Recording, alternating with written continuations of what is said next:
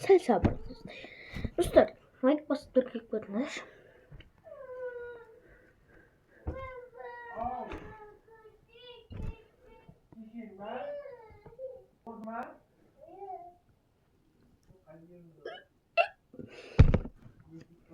Достар, мен сіздерді бір жаңа бөліскім келіп тұр.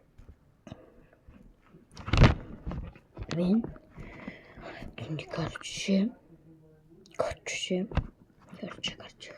дейбесіне. Мен түнде осы үйде кеше бір қорқынышсыз жағдайлар істедім. Мен кроватта жатқанда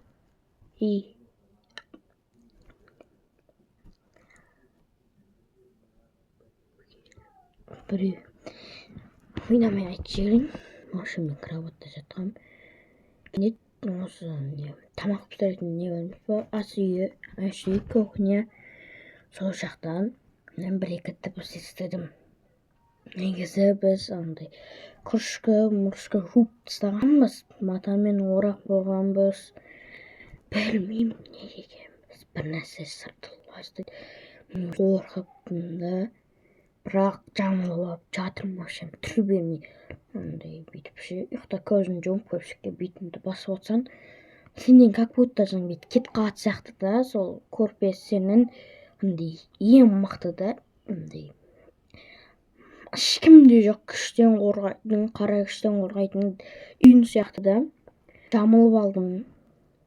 Сосын осы үйден бір нәрселер сырқылдай бастайды. Мен уже қатты қорқа бастадым.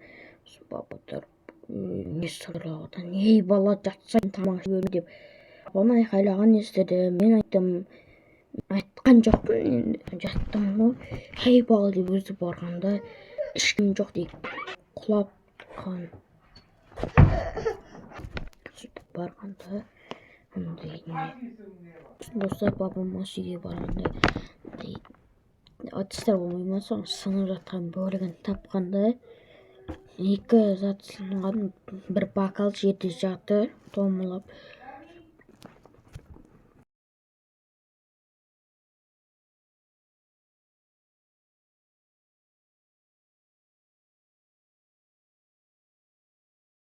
Заттарды тапқан сынған тұстардың не күте тұр деп сізге сөйлемастырмын ғой.